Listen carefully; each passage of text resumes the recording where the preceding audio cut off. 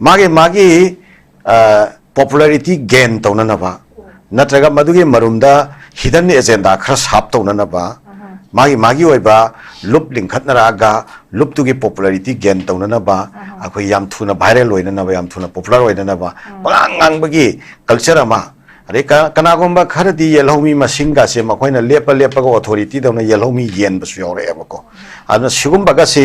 state government सिने यामना फजना याम farm ओइबा regulation अमा सुंबसे कतु करन तौबा यादनबा असो मरुइना हेड स्पेस पीबा कांगबु सिंगसे सोशल मीडिया दा करी दाबा मसी स्टेगोमेना थिंगंगा मोय आरगाना फेसबुक मोबाइल थिंगबिरो थिंगबिरो नत्र थाइने नुसिना गमुला नत और ngangbama leibane bako sumaina khangba ngamakta ngangai ni former sim si janai re to ana sumaina to singsi government na yamna fajana masima check to biraba aduga akhoi masel gi marakta leiriba yanaba area ma khaisi hanong ta find out to seba yanaba area sing to khoi hanong punna chatbina sitin na seba aduga complicated oiba confused over area lady sing che one by one tapna confidence building measures ka loina na phamina ra kan madugi myam dugi kenoma solution gi way me prosam puthok seba aduga manipur as a whole sida laiminari ba kanglu khuding mak se masigi oiba peace and harmonious livelihood among them purakpada akoi collective nationalism restore tore and maruina last word ni sina akoi pithibida खरा चावबा कांगलुप अमगा खरा पिकपा कांगलुप मयाम सिगा पुन्ना harmoniously लेमिनबसे मसेसिदा responsibility खरा हेना चावना lobby गदोबसे खरा चावबा कांगलुप सिनिको खरा चावबा कांगलुप सिना माई responsibility सि खितंग हेक loose तौर पर मिकुप्ता हारिबा अपुनबा collective अखोई कनो से नेशनलिज्म कलेक्टिव खुनाई से मसि किंधैबा मरुएना यंग टक्स मूवमेंट लाकपदगी कनोगे अखोई Ottoman Empire निंखाई खिबा ब्रिटिश की ब्रिटिश नेशनलिज्म कंखलक पर निंखाई खिबा रशिया USSR की रशियन नेशनलिज्म कंखलक पर निंखाई बनी अदो इंडिया जो हौजिक अखोई कांगलुपम की नेशनलिज्म याम कन्न कंखलै अन मसिसु अमा चौबा डेंजर नि अन मणिपुर ददी अखोई मसि थोखनदनबा हायरगति मेजॉरिटी ओरिबा कांगलुपसिना हानै खोई इपा इपु सिंगना तौरंबा कांगलुप याम सिगा पुन्न नुसि चानना हिमिननबगी दमता तौरंबा मखोई लिक्लमदो मधु नौना अमुहन रिडिफाइन तौबमा चंगी अदुगा पुन्न कांगलुप मयाम से खोलगा पुन्न फजना चटमिननबगी अनोबो वाखलोनमा लाकप चंगी अदुगा लैरिबा अखोय अपिक कांगलुप मयाम सिंग सिनसो आइदि खरा माइनॉरिटी ओबा कांगलुप मयाम सिनसो अखोय से पुन्न हिंमिनबा हाइबा सिगे कांसेप्ट सिदगे नाथैरगा चटपा हाइबा सेपरेटिस्ट की ओबा तोगानबो वाखलोन सिंग से मसी अखोय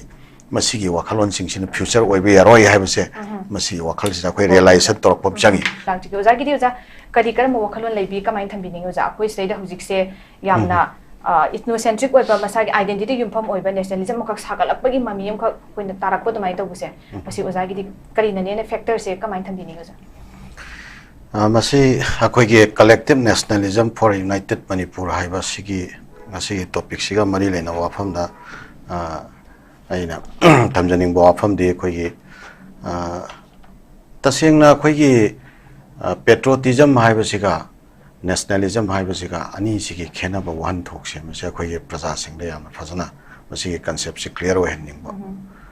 अन पेट्रोटिज्म हाइबसितदे कांगलु फुरुप लोइनमक की लैरिबा मियाम सिना अखोइगे लैपाक्सिबो नुंसीजबा लैपाक्सिगे दमकता कथोकसबा लैपाक्सिगे दमकता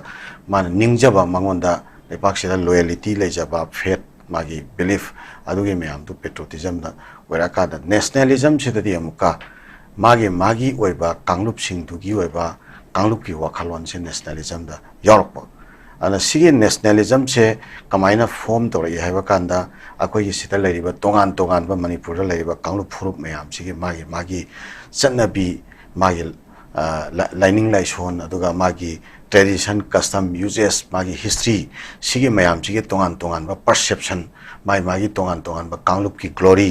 कांगलुप सिंगदुगी ओइबा मागी मिंगसत कांगलुप सिंगदुगी मागी हिस्टोरिकल प्राइड मसिगे मैम से मसि लान interpret तौनरगा कांगलुप अमदगी heli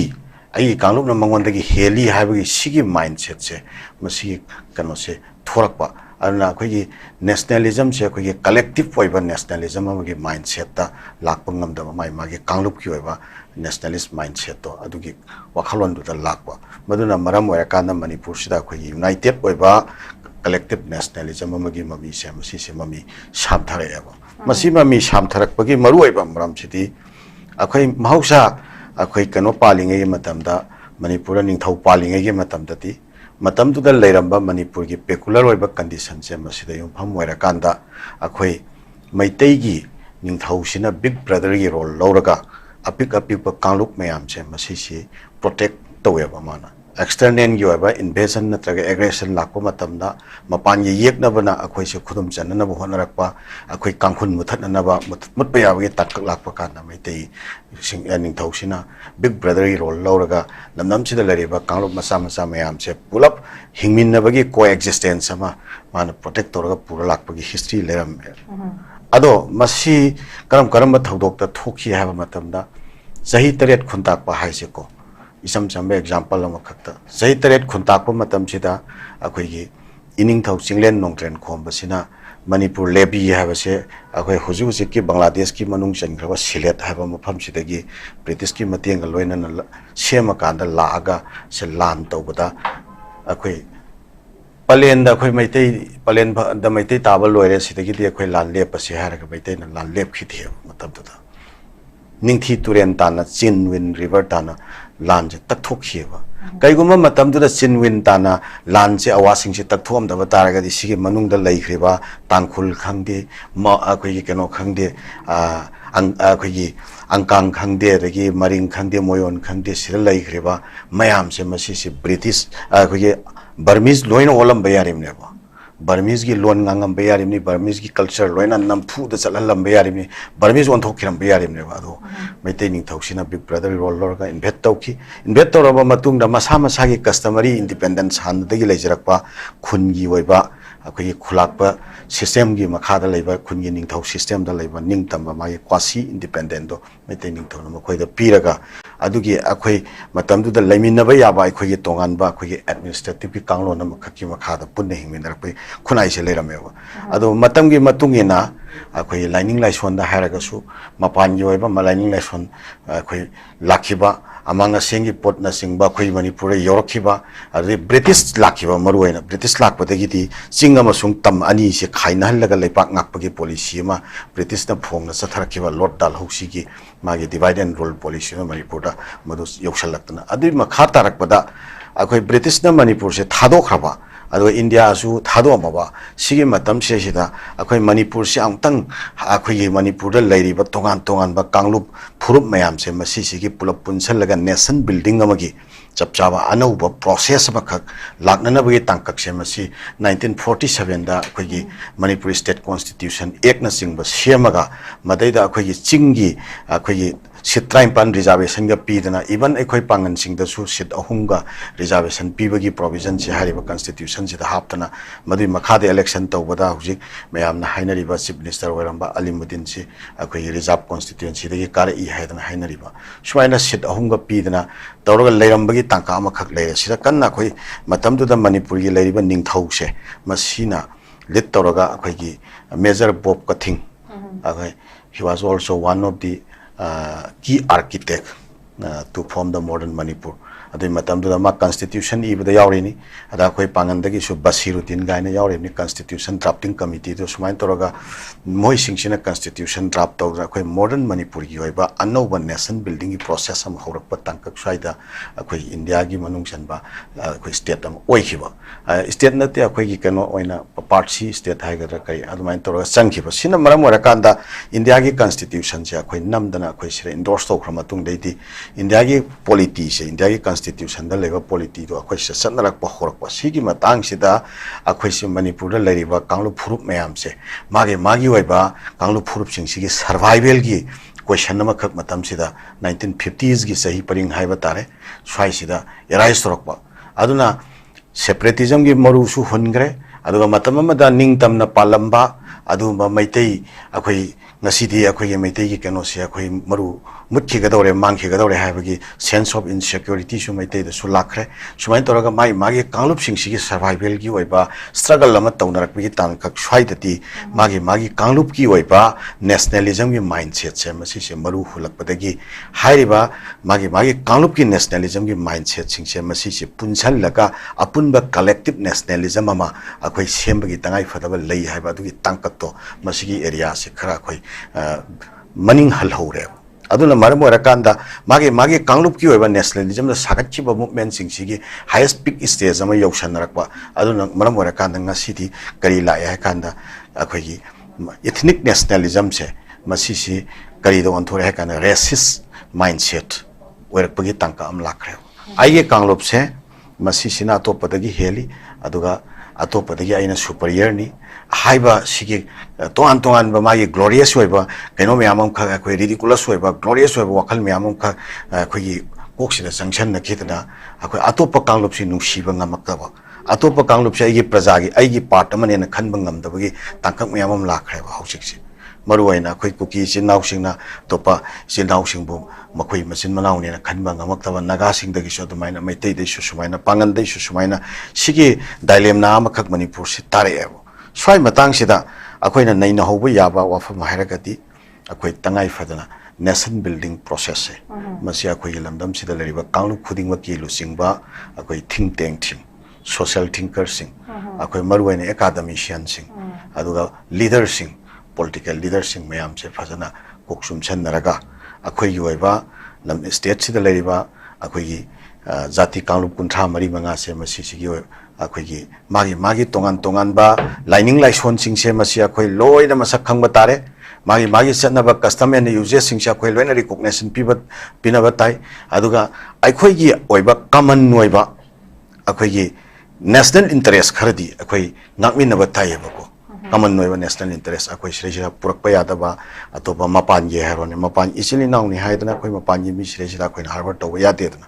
se suppose handak india se India Pakistan khaidok na tringai mamang dati Pakistan da laiba muslim duga India da laiba muslim siga machin manau ni chara ngorong narim ni loin everything tawraga lairam yem neba do India Pakistan khaidok na khama tung de mana nation nam da sakre akoi ne India da lehore natra ada handak lan tawba matam chidati akoi gi kano ga na Asaduddin Owaisi ga na akoi gi India gi lariba political system chida akoi gi minority gi right phangde khote ne ang kanna vocal oiba nupa to lan tawba kanda di akoi nation gi tamakta akoi Pakistan gi mayokta phongna tholaga Pakistan gi mayokta challenge soroga ngangidna sumaina akoi gi dharma jat manaba adugi miyengda akoina foreign nation natragana foreign gi kano singsiga akoiga intas toba yade mindset collaborate toba yade akoi karigum akoi gi nation principle haibsina fast never sumaina akoi su being as a Manipuri nationalism gi mindset ama khaki akoi boundary thambatai madu akoi create toba tai madu ngakna batai madu gi interest adugi mayokta leiba singa do akoi deny toba tai aduga masigi manungda leiriba akoi punamakse akoi family amo oina akoi nungsiba tambatai Okay, thank you so much. I'm Fazabo for Mamma Pukat P. Dogozana, Maruin was Pukat P. is a historical realities. I'm present and Bigi Haitare. Adubo, Kogi survival, Stingjalak Matamda, a Kogi Manipur as a whole collective nationalism, say a Katakang Laptoki Besida, a Sigi divisions, a Lakwet or Maru Musufun Beneb, I'm present and videos. Thank you so much. It was at Canada Mulaktage. Zazlanda Mulaktage. Ozahujik say, Sigis a quick internal factor Habitatiko, Queen Nazabia. Ako'y masing gimnagtagi tholak pa sumay nungay na jaba aduga survival instinct lerak pa aduga insecurity lak pa suma mayam gi fam suma phasang na sujan thangdin video ja adu sikse ja irang su kam kan thoi aduga mulak chaning base akhoi gi yekna base akhoi khatang sidagi perspective ja haitar factor je external factor haitar sida khatang jangkhin jara kanda akhoi gi hujiki masiba akhoi threaten tawise kanano masi ken thuan bano ko yekna base kanano haiba question se lak matam sida hujik si India ki Prime Minister Narendra Modi ne so haitare toina dum inside and outside of the parliament thambuse akoi gi thoi be irang sigi matangda akoi hujik thoi ba maitei ga kuki ga haina example laujarege masida so akoi yam toina haibatare moi masem gi oibani haibagi pot ama akoi inthokpa gi type ta ama sumaina masi udi habidi yaroi masi gi pot sima dum leire duga masida man haisi akoi di moi masem yana di haibagi pot ama adugi pot haibatare akoi masem santai na ga tobuni haibagi ama inthokpagi haitare dugi pot ama khakte dum akoina udaga dum lei haitare swagi problem sidida akoina masi sibu akoina akoi masem gi amatta ꯌꯥꯅꯗꯦ ꯍꯥꯏꯔꯒ ꯑꯗꯨꯝ ꯖꯁꯇꯤꯐꯥꯏ ꯇꯧꯅꯕ ꯄꯣꯠ ꯑꯃꯈꯛ ꯊꯝꯕ ꯍꯥꯏꯇꯥꯔꯦ ꯑꯗꯨꯝ ꯇꯁꯦꯡꯅ ꯐꯦꯛꯇꯔꯁꯦ ꯁ꯭ꯋꯥꯏꯗ ꯈꯛ ꯑꯩꯈꯣꯏꯅ ꯂꯣꯏꯁꯤꯟꯕ ꯌꯥꯕ꯭ꯔꯥ ꯀꯃꯥꯏꯅ ꯊꯝꯕꯤꯅꯤꯡꯉꯤ ꯑꯣꯖꯥ ꯍꯧꯖꯤꯛꯁꯦ ꯑꯩꯈꯣꯏꯅ ꯀꯅꯥꯒꯨꯝꯕ ꯃꯤ ꯑꯃꯅ ꯃꯥꯒꯤ ꯑꯁꯦꯡꯕ ꯋꯥꯈꯜꯂꯣꯟ ꯑꯗꯨꯒ ꯃꯥꯅ ꯈꯜꯂꯤꯕ ꯃꯥꯒꯤ ꯑꯥꯏꯗꯤꯌꯥꯁꯤ ꯀꯔꯤꯅꯣ ꯍꯥꯏꯕꯁꯦ ꯃꯥꯒꯤ ꯋꯥꯍꯩꯅ ꯗꯤꯐꯥꯏꯟ ꯇꯧꯕꯁꯦ ꯃꯁꯤ ꯂꯣꯏꯅꯃꯛ ꯑꯆꯨꯝꯕ ꯑꯣꯏꯗꯕꯁꯨ ꯌꯥꯏ ꯃꯥꯒꯤ ꯋꯥꯍꯩꯗꯒꯤ ꯗꯤꯐꯥꯏꯟ ꯇꯧꯔꯤꯕ ꯄꯣꯠꯇꯨꯗꯤ ꯁꯝꯇꯥꯏꯝꯁ ꯑꯁꯦꯡꯕ ꯍꯥꯏꯒꯗꯕ ꯋꯥꯍꯩ ꯍꯥꯏꯔꯝꯗꯕꯁꯨ ꯌꯥꯏ ꯇꯟꯖꯥꯒꯤ ꯃꯇꯨꯡ ꯏꯟꯅ ꯅꯠꯇ꯭ꯔꯒꯅ ꯍꯥꯏꯔꯣꯏꯗꯕ ꯋꯥꯍꯩ ꯍꯥꯏꯔꯝꯕꯁꯨ ꯌꯥꯏ ꯇꯟꯖꯥꯒꯤ ꯃꯇꯨꯡ ꯏꯟꯅ ꯑꯗꯨꯕꯨ ꯃꯥꯅ ꯇꯧꯊꯣꯔꯛꯏꯕ ꯃꯥꯒꯤ ꯑꯦꯛꯁꯟꯗꯣ ꯃꯥꯒꯤ ꯊꯕꯛꯇꯣ ꯑꯗꯨꯒꯤꯗꯨꯅ ꯃꯥꯒꯤ ꯑꯁꯦꯡꯕ ꯋꯥꯈꯜꯂꯣꯟ ꯀꯔꯤꯅꯣ ꯍꯥꯏꯕꯁꯤ ꯑꯩꯈꯣꯏ ꯗꯤꯐꯥꯏꯟ ꯇꯧꯒꯗꯧꯕꯅꯦꯕꯀꯣ ꯍꯧꯖꯤꯛ ꯑꯩꯈꯣꯏ ꯆꯍꯤ 2.5 ꯆꯥꯎꯔꯥꯛꯅ ꯑꯩꯈꯣꯏ ꯃꯅꯤꯄꯨꯔꯁꯤ ꯏꯊꯅꯤꯛ ꯚꯥꯏꯑꯣꯂꯦꯟꯁꯀꯤ ꯑꯩꯈꯣꯏ ꯀꯩꯅꯣꯃ ꯆꯩꯊꯦꯡ ꯅꯪꯉꯨꯔꯦ ꯑꯩꯈꯣꯏ ꯁ꯭ꯇꯦꯠꯁꯤ ꯑꯗ ꯃꯁꯤꯁꯤꯗ ꯑꯩꯈꯣꯏꯅ ꯑꯩꯈꯣꯏꯒꯤ ꯄ꯭ꯔꯖꯥꯁꯤꯡꯅ ꯆꯍꯤ 2.5 ꯁꯥꯡꯅ ꯑꯩꯈꯣꯏ ꯀꯔꯤꯒꯤ ꯏꯊꯅꯤꯛ ꯚꯥꯏꯑꯣꯂꯦꯟꯁꯀꯤ ꯆꯩꯊꯦꯡ ꯅꯪꯒꯗꯧꯔꯤꯕꯅꯣ ꯚꯥꯔꯠꯀꯤ ꯂꯨꯆꯤꯡꯕꯁꯤꯡꯁꯤꯅ ꯁꯦꯔꯤꯌꯁ ꯑꯣꯏꯕꯤꯔꯝꯃꯒꯗꯤ ꯍꯥꯏꯕꯒꯤ ꯋꯥꯈꯜ ꯑꯃ प्रजाꯁꯤꯡꯒꯤ ꯊꯃꯣꯏꯗ ꯂꯩꯔꯤꯕꯁꯦ ꯃꯁꯤꯁꯨ ꯑꯩꯈꯣꯏ ꯂꯩꯐꯝ ꯊꯣꯛꯄ ꯋꯥꯈꯜꯂꯣꯟ ꯑꯃ ꯑꯗꯨꯝ ꯑꯣꯏꯒꯅꯤ ꯍꯥꯏꯕ ꯋꯥꯈꯜꯂꯣꯟꯁꯤ ꯊꯝꯖꯒꯦ ꯑꯗꯨꯒ ꯑꯩꯈꯣꯏ ꯇꯞꯑꯕꯁꯨ ꯇꯞꯅ ꯑꯩꯈꯣই ꯑꯣꯅꯔꯦꯕꯜ ꯄ꯭ꯔꯥꯏꯝ ꯃꯤꯅꯤꯁꯇꯔꯒꯤ ꯊꯥꯛꯇ ꯃꯅꯤꯄꯨꯔꯗ ꯑꯩꯈꯣꯏ ꯃꯌꯥꯝꯅ ꯅꯨꯃꯤꯠ 2-3ꯒꯨꯝꯕꯒ ꯂꯩꯔꯒ ꯑꯩꯈꯣꯏ ꯄꯕ꯭ꯂꯤꯛꯀꯤ ꯂꯨꯆꯤꯡꯕ ꯃꯌꯥꯝꯒꯁꯤ ꯎꯅꯕꯤꯗꯅ ꯃꯌꯥꯝꯒꯤ ꯃꯥꯏꯟꯒꯁꯤ ꯈꯔ ꯏꯟꯇꯔꯦꯛ ꯇꯧꯕꯤꯗꯅ ꯈꯣꯠꯄꯤꯗꯅ ꯌꯥꯝꯅ ꯐꯖꯅ ꯇꯧꯍꯟꯅꯤꯡꯕꯒꯤ ꯑꯄꯥꯝꯕ ꯂꯩꯖꯕ ꯑꯗꯨ ꯐꯪꯗꯕꯒꯤ ꯄꯦꯟꯗꯕ ꯂꯩꯖꯔꯒꯁꯨ ꯑꯩꯈꯣꯏ ꯃꯥꯅ ꯂꯥꯛꯑꯒ ꯑꯩꯈꯣꯏ ꯈꯠꯅꯔꯤꯕ ꯀꯥꯡꯂꯨꯞ ꯑꯅꯤꯃꯛꯁꯦ ꯃꯁꯤꯁꯤꯗ ꯑꯩꯈꯣꯏꯒꯤ ꯑꯁꯥ ꯑꯃ ꯀꯟꯐꯤꯗꯦꯟꯁ ꯑꯃ ꯄꯤꯔꯝꯕ ꯑꯗꯨꯒ ꯑꯩꯈꯣꯏꯁꯤ ꯁꯨꯃꯥꯏꯅ ꯑꯩꯈꯣꯏ ꯅꯣꯔꯃꯦꯟꯁꯤ ꯑꯃꯗ ꯍꯜꯂꯛꯅꯅꯕ ꯑꯩꯈꯣꯏ ꯁꯦꯠ ꯑꯣꯐ ꯄ꯭ꯔꯤꯟꯁꯤꯄꯜꯁ ꯈꯔ ꯑꯩꯈꯣꯏ ꯁꯨꯃꯥꯏꯅ ꯇꯧꯁꯤ ꯍꯥꯏꯕ ꯑꯗꯨꯒꯤ हाईलाइट ꯑꯃ आइडिया ꯑꯃ ꯄꯤꯔꯝꯕꯁꯦ ꯁꯤꯁꯨ ꯑꯩꯈꯣꯏ ꯁꯥꯟꯇꯤ ꯂꯥꯛꯅꯅꯕꯒꯤ ꯇꯔꯅꯤꯡ ꯄꯣꯏꯟꯠ ꯑꯃ ꯗꯤ ꯑꯗꯨꯝ ꯑꯣꯏꯅ ꯑꯩꯈꯣꯏ ꯑꯗꯨꯝ ꯂꯧꯕ ꯌꯥꯏ ꯑꯗꯨꯒ ꯁꯥꯟꯇꯤꯁꯨ ꯂꯥꯛꯄꯁꯨ ꯑꯣꯏꯁꯅꯨ ꯃꯗꯨ ꯂꯥꯛꯅꯕ ꯍꯣꯠꯅꯕꯗ ꯑꯩꯈꯣꯏ ꯀꯥꯡꯂꯨꯞ ꯐꯨꯔꯨꯞ ꯈꯨꯗꯤꯡꯃꯛꯅꯁꯨ ꯑꯩꯈꯣꯏ ꯃꯁꯤ ꯀooperation ꯐꯖꯅ ꯄꯤꯔꯒ ꯑꯩꯈꯣꯏ ꯍꯦꯟꯅ ꯄ꯭ꯔꯣꯒ꯭ꯔꯦꯁꯤꯚ ꯑꯣꯏꯕ ꯂꯝꯕꯤ ꯑꯃꯗ ꯑꯩꯈꯣꯏ ꯆꯪꯁꯤꯟꯅꯅꯕꯒꯤ ꯋꯥꯈꯜ ꯈꯟꯕ ꯆꯨꯝꯃꯦ ꯍꯥꯏꯕ ꯋꯥꯐꯝꯁꯤ ꯁꯤꯃꯗꯤ ꯊꯝꯖꯒꯦ ꯑꯗꯨꯒ ꯑꯩꯈꯣꯏ ꯁꯤꯗꯩꯁꯤꯗ ꯉꯥꯏꯍꯥꯛ ꯂꯩꯇꯅ ꯀꯥꯡꯂꯨꯞ ꯐꯨꯔꯨꯞ ꯃꯌꯥꯝꯒꯤ ꯃꯔꯛꯇ contradiction ꯂꯩꯔꯤꯁꯦ ꯃꯁꯤꯒꯤ ꯍꯧꯔꯛꯐꯝ ꯀꯣꯖ ꯀꯔꯤꯅꯣ ꯍꯥꯏꯕꯁꯦ ꯑꯩꯈꯣꯏ ꯍꯟꯗꯛꯀꯤ ꯊꯣꯛꯈ꯭ꯔꯤꯕ ꯀ꯭ꯔꯥꯏꯁꯤꯁ ꯑꯁꯤꯗꯒꯤ ꯑꯩꯈꯣꯏꯅ ꯂꯦꯁꯟ ꯑꯃ ꯂꯧꯔꯀꯥꯟꯗ ꯑꯩꯈꯣꯏ ꯃꯁꯤ ꯐꯖꯅ ꯑꯩꯈꯣꯏ ꯄꯔꯥ ꯐꯥꯍꯧꯗ꯭ꯔꯗꯤ ꯍꯧꯖꯤꯛ ꯊꯦꯡꯅꯔꯤꯕ ꯆꯩꯊꯦꯡꯁꯦ ꯍꯌꯦꯡꯁꯨ ꯑꯃꯨꯛ ꯊꯦꯡꯅꯅꯦꯕ ꯑꯩꯈꯣꯏ ꯂꯣꯏꯕ ꯅꯥꯏꯔꯣꯏꯕ ꯑꯗꯨꯅ ꯁꯤ ꯑꯩꯈꯣꯏ ꯃꯌꯥꯝꯁꯤꯒꯤ cooperative survivalism ꯑꯃ collective survivalism अमखक अखोई कंपेल सिचुएशन है बा अखोई वो सेंबिरी बा मपुना लमदम चिदा अखोईदा पुन्न हिंगमिन नौ हाइना अखोईदा कंपेल तोरंबा सिचुएशन अमखक ने बा मसे अखोई डिनाई तौबदी यारोय बा चिंग से सि नागागिनी सिना कुकीगिनी तुरेन सि नागागिनी कुकीगिनी पागनगिनी मेतेगिनी खाइदोक यारोय दबी नेशनल कैलामिटी द खाइदोक नबो यारोय दबनी अदोदि लेरिबा मयाम से अखोई एंजॉय तोरगा हिंगमिनबदा हिंगमिनबा याबगी मागी हिंगमिनबगी कांगलोन दु चुबनी हिंगमिनरगना अखोई फ्यूचर लाकदोइबा जनरेशन से फजन इंग तपना मरा ताना अखोई चौखटपा अमसुंग शांति होइबा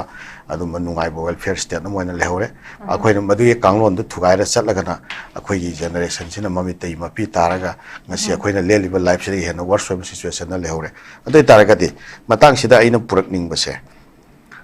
हिंगमिनगदोरिबा अखोइगी लमदम सिगी मनुंगदे हिंगमिनगदोरिबा अखोइसे कना कनानो हाइबसिमति अखोइसे अनसर्टेन ओइबदि यारोय सिमसिमदि अकटनबा सर्टेन ओइगदोबने हिंगमिनगदोरिबसे कना कनानो अखोइ अदो हिंगमिनगदोरिबसे कना कनानो हाइबसिदा अखोइ मपानगी ngasai हाइबदो मपानगी अदुम बा एक्सटर्नल कंडीशन सिंगसिना अखोइ मसेलगी मरक्ता कंट्राडिक्टरी ओइबा सिचुएशन से अदुम ऑलवेज मसी लैहननबगी फैक्टर बयाबा मखक अखोइ इम्पोज तोरकपसु लैयबा फोंग नमसुंग लोटना इम्पोज तोरकपा फैक्टर लैयबा अखोइनो उजबसिदा मधु करीनो हाइबा मतमना अखोइ मसेल से खतनरगा सुम लैबदा मधुदा तोंगजबा अदुमबा मपानगी एक्सटर्नल कनो अखोइ शक्ति सिंग लैरमोय हाइना अखोइना लौबा यादे आई खितंग डिप्लोमेटिक ओइना हाइजगे अदुगुम्बा कांगलुप सिंगदुना तोंगजगदबा थबकतो अखोइना लेपाक नुंसीबगी मिंगदा आइगे कांगलुप की ग्लोरीदा अदुगी मंत्र सिंगदु चेन पाइरगा अखोइ खतनबा निंग्री ताखतपदा सिजनेबा अदुगी मंत्र सिंगसे अखोइना मधु तोकथोका अखोइगी ओइबा इसागी लेजरीबा सिचुएशन असिदा अखोइदा कंपेल तौबा अदुम्बा सिचुएशन अदुदा अखोइना सागतचबा अखोइ इसागी ओइबा नेशनल कैरेक्टर अमा अखोइना सेमजबा तायबा मधुगे मनुंगदा लमदम सिदा लेमिनगदरिबा कना कनानो हाइना अखोइना खंगमिनखरबा अखोइगी लमदम सिगी मीनेना खंगमिनरिसे मसिदा ख्वाइदि अचौबा अखोइ हंदक मरक सिदैसिदा यामना अचौबा केनोमा लाकपसे अखोइ मसेलगे मरकता अदराइजेशन गी आइना मपुनी माना मपु नते आइना प्योर मणिपुरी नि माना कच्चा मणिपुरी नि आदगे माना कोई बी कैटेगरी की सिटीजन नि आइना ए कैटेगरी की सिटीजन नि हाइना अदुमाइना कनो तौननबगी डिफाइन तौननबगी दैट काइंड ऑफ सिस्टम अमा अखोइ सिरेजिना क्वेश्चन ऑफ इंडाइजिनिटी से याम कन कन ngang पुथोकना एबा सिसे अदा कोई मणिपुर लेंगाकना याम फजना अखोइगी who is indigenous हैना who are indigenous people of Manipur? Manipur lengang na su madugi kano me am do back with circumstance to later na baina ILP ki kano se sida gazette notification thok na CM lay re na ko sida lay ra ba sida zo amuka madu mawa log de case tawni ga haibu so yaw khale abo Manipur ga lengang na gazette na gazette half khaba half tra thaba ba अद तसिंगनति हाप्त्रसु याबनि indigenous कनानो गाइना define तौरुबै मथौ तादे constitution दे इंडिजिनस यावपोन्ते कसु मागी अखोइगे native people who are the native people of Manipur अखोइ मणिपुर के नेटिव पीपल कनानो हारदि बेजियारम थमगा 60 वाला 50 वाला अखोइना थमजेन थंबा बेजियार दो अदुकी ममांगदा लेइ खरबा अखोइना मणिपुरी ने एक्सेप्ट तौखरबा सिंग अदुदि मखोइ जो मणिपुरी अमा वइबगी चपचावा मखोइ प्रिविलेज एन्जॉय अदुम तौगदबनि अदुइ मतुंगदा लाकपा सिंगदुदि मणिपुरी नतेतना अदुदे subject to the conditions of the laws of land लेपाक से चनरिबा लॉ की मतुंगिना मखोइ मथक्ता फॉरेनर एक्ट लेरी नत्रगना अते अते एक्ट मैम लेरी अदुगी पोचिंगदुना डिटेक्ट तौजगदमनि मोइ मथक्ता सबचावा एनफोर्स तौगदमनि अदुगा बेजियर दुगी मनुंग चनखरबम खैदि अखोइ इक्वालिटी दे युमफम ओरकान अखोइ मसेलगी इंटीग्रिटी सी मेंटेन तौननबा अदुदे युमफम ओरकानदा अखोइगी अंगांगसिंगी सिलेबस ता हाप दरकार ले अखोइगी सुरबला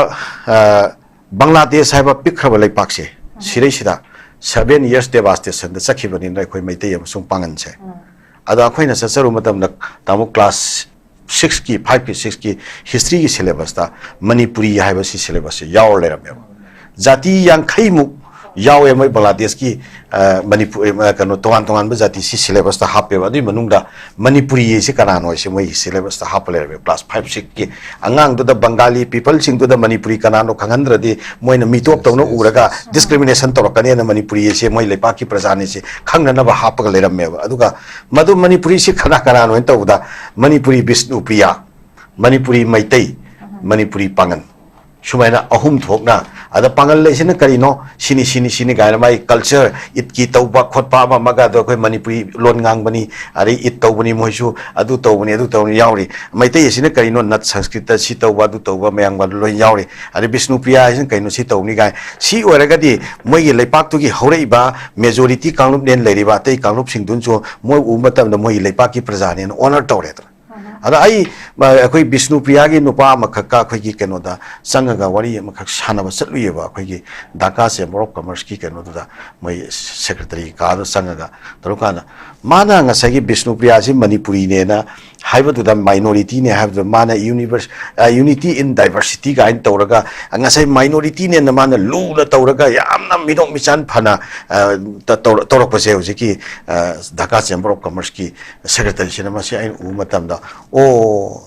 तोंगान तोंगान बा कांगलुप मचा मयाम से मसी सिगी सर्वाइवलिज्म अमखक पुन्ना लेमिना बसिदा संगी से मसी करिनो हाइबा काना मसिंग यामबा कांगलुप से मसीगी पीपल सिना मसिंग यामदबा कांगलुप की पीपल से मसिदा नुंगसीना ट्रीट तौबगी केनो अमखक्ति कल्चर अमखक्ति बथौ ताब होइरे से मसी हाइ मफमदुदगी तसेंगना उरेबा अना स्वाइ मतंगसिदा मणिपुर लेरिबा मैतै सिंगसे मदुगी कल्चर दो निंगथौ पालिङै मतमदा कयाम फजना लेरमी अखोइना थेंगनजरिबा हिस्ट्री पाबदा थेंगनजरिबा नैनजबदा फंगजरिबा खरसी यंगु मतमदा अदो ngasi मांगधखरिबा पोचिंगसे मसी अखोइ फजना अखोइ लेरिबा थिंक टैंक सिंग लेवल दा फजना हौजिकति सोबला कमाइ तौरे काना मणिपुर लेरिबा एकाडेमिशियन सिंगसे नागा एकाडेमिशियन एन थोरे कुकी एकाडेमिशियन एन थोरे मैतै एकाडेमिशियन एन थोरे पांगन एकाडेमिशियन एन थोरे मणिपुरी एकाडेमिशियन एन थोरपा एकाडेमिशियन मणिपुरी वैना वांगांगबा Manipuri oina Manipuri context akoi matam amada capitalist ka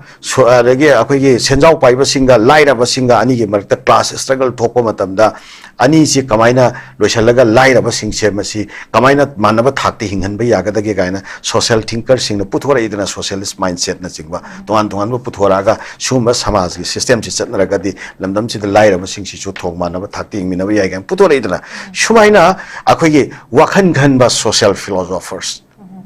akoi lamdam chi da leriba kanglu phurup mayam che masi kamaina coexistence se maintain to ba yaga da ge hai ba sida akoi research to ba naina ba thijan ba humjan ba aduga puthok ba adugi wakhalon du da mayam du da phajana madi wakhalon du follow to hanna ba adugi work to ba kangbu je tholak ka do bani haijari ba ana akoi na angang wari ngai da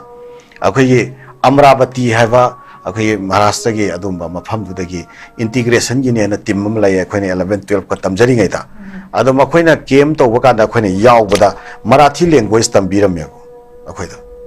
Marathi lon da isai sakpa akhoi ata utha u sare ran gai to ba isai ga si moina tambi dana sumaina Marathi duna akhoi da tambi Manipuri akhoi ram ko moida tambi ba sumaina tongan tongan ba lamgi leiri ba magi akhoi gi patriotic song hai ga magi keno ga si exchange tawna da tambi na amana amagi culture amana amagi identity me am che tambi na tawna me ba sigi se national integration gi process ni sumaina akhoi su Manipur gi leiri ba tongan tongan ba kanglu me am sigi nungsina ba gi integration gi process se masi akoi sagat pa mathau tai na haijari ba tamu akoi gi keno naga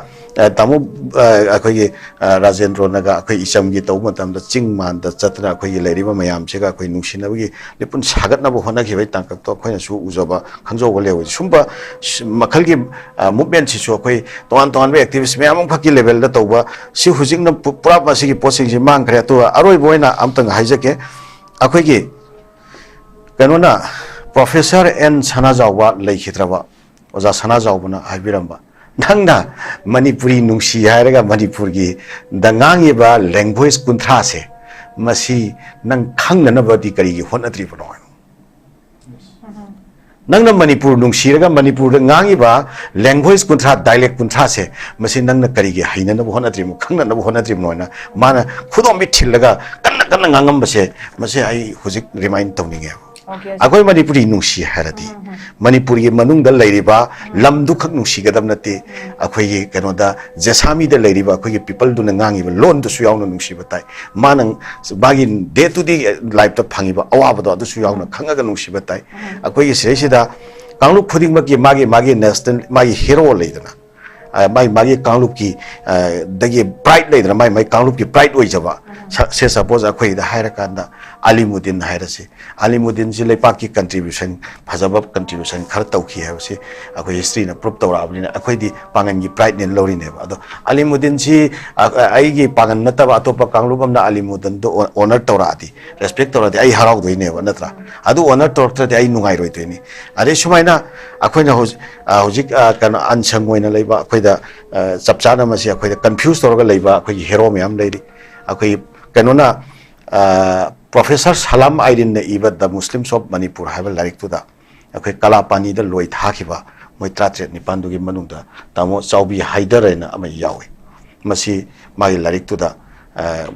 kano MU gi history head of department ne oza Salam Aidin chairman iba du da yaw bani Chaubi Haidar si Muslim kano ne na pangan ne yawe adubo madu kanamatana research tawru dabanina nainaru dabanina akhoi pangan na su masi pangan oribra oidabra ise akhoi su khangmu ngamde aduga kona amuk makha tabu edition dadi Chaubi Haidar Singh naina amuk kasulakre ana sigi sumba se na ba complicasi are tamunga sahai ki ba akhoi makak mayum share sahai du keno da aga mai akhoi ki grab yard keno da palenda lerimi palenda tu grimi sumaina akhoi khongjomlan da tu khiba mayamam khak akhoi are nupi landa thawai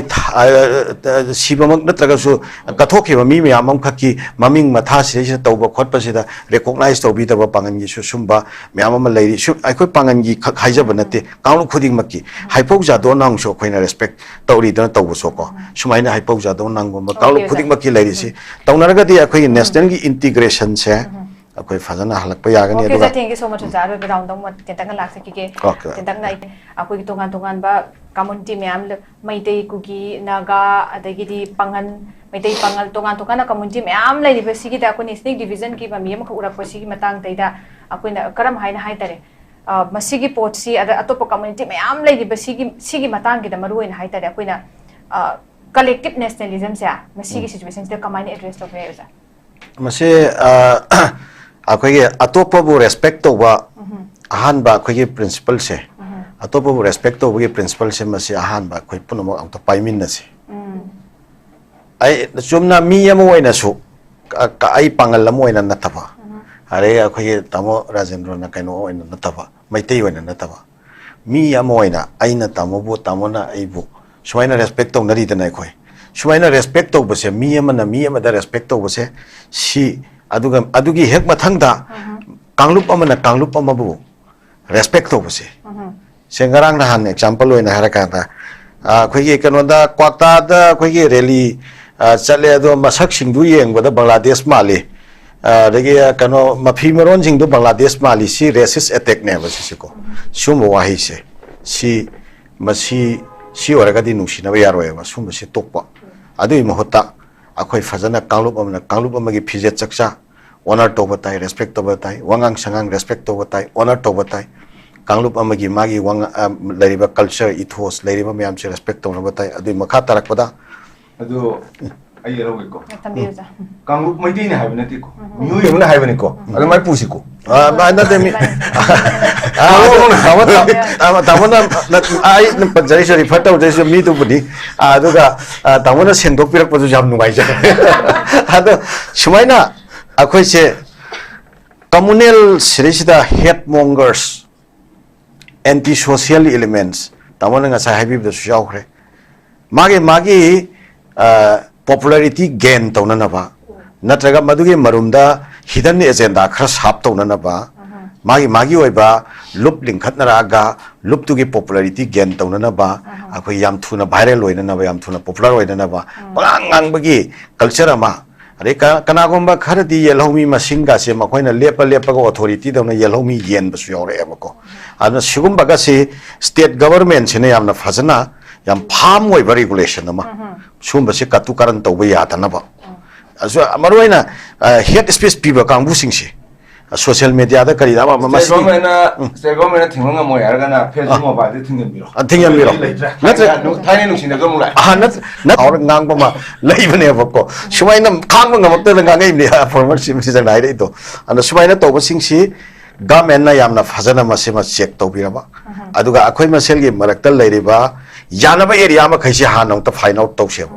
ꯌꯥꯅꯕ ꯑꯦꯔꯤꯌꯥꯁꯤꯡꯗꯣ ꯑꯩꯈꯣꯏ ꯍꯥꯟꯅ ꯑꯃꯨꯛꯇ ꯄꯨꯟꯅ ꯆꯠꯃꯤꯟꯅꯁꯤ ꯇꯤꯟꯅꯁꯦꯕ ꯑꯗꯨꯒ complicated ꯑꯣꯏꯕ confuse ꯇꯧꯕ area ꯂꯩꯔꯤꯁꯤꯡꯁꯦ one buy one ꯇꯞꯅ ꯇꯞꯅ ꯀꯟꯐꯤꯗꯦꯟꯁ ꯕꯤꯜꯗꯤꯡ ꯃꯦꯖꯔꯁꯀ ꯂꯣꯏꯅꯅ ꯐꯝꯃꯤꯟꯅꯔꯀꯥꯟꯗ ꯃꯗꯨꯒꯤ ꯃꯌꯥꯝꯗꯨꯒꯤ ꯀꯩꯅꯣꯃ ꯁꯣꯂꯨꯁꯟꯒꯤ ꯋꯦ ꯑꯃ ꯑꯦꯄ꯭ꯔꯣꯆ ꯑꯃ ꯄꯨꯊꯣꯛꯁꯦꯕ ꯑꯗꯨꯒ ꯃꯅꯤꯄꯨꯔ ꯑꯦज ꯑ ꯍꯣꯜ ꯁꯤꯗ ꯂꯩꯃꯤꯟꯅꯔꯤꯕ ꯀꯥꯡꯂꯨꯞ ꯈꯨꯗꯤꯡꯃꯛꯁꯦ ꯃꯁꯤꯒꯤ ꯑꯣꯏꯕ ꯄꯤꯁ ꯑꯦꯟ ꯍꯥꯔꯃꯣꯅꯤꯌꯁ ꯂꯥꯏꯚꯂꯤꯍꯨꯗ ꯑꯃꯨꯛꯇꯪ ꯄꯨꯔꯛꯄꯗ ꯑꯩꯈꯣꯏꯒꯤ ꯀꯂꯦꯛꯇꯤꯚ ꯅꯦꯁꯅꯦꯂꯤꯖꯝ ꯔꯦꯁꯇꯣꯔ ꯇꯧꯔꯦ ꯑꯗꯨꯅ ꯃꯔꯨꯑꯣꯏꯅ ꯂꯥꯁ ꯋꯥꯔꯗꯅꯤ ꯁꯤꯅ ꯑꯩꯈꯣꯏ ꯄ꯭ꯔꯤꯊꯤꯕꯤꯗ खर चाव कांगलूप खर पिप कांगलूप मैमसीगा पुनः हार्मोनियसली लेमिन्नबसे मसेसिदा रेस्पॉन्सिबिलिटी खर हेन चावना लौबीगदौबसी खर चाव कांगलूप सिनिको खर चाव कांगलूप सिना मागी रेस्पॉन्सिबिलिटी से खितंग हेक लूज तौर पर मिकुप्ता हारिबा अपुनबा कलेक्टिव अखोई कनोसे नेशनलिज्म कलेक्टिव खुनाई से मसी किंधैयबा मरुएना यंग टक्स मूवमेंट लापदगी कनोगे अखोई Ottoman Empire निंखाई खिबा ब्रिटिश की ब्रिटिश नेशनलिज्म कंखलक पर निंखाई खिबा रशिया USSR की जो रशियन नेशनलिज्म कंखलक पर निंखाई बनी अदो इंडिया दो हौजिक अखोई कांगलुपम की नेशनलिज्म याम कन्ना कंखलै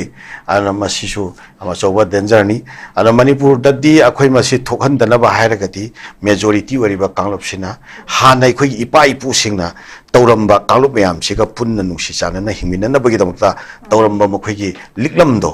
मधु नौना अमुहन रिडिफाइन तौबमा चंगी अदुगा पुन्ना कांगलुप मैम से खोलगा पुन्ना फजना चटमिननबगी अनोब वाखलोन अमा लाकप चंगी अदुगा लैरिबा अखोय अपिक कांगलुप मैम सिंग सिनसो आइदि खरा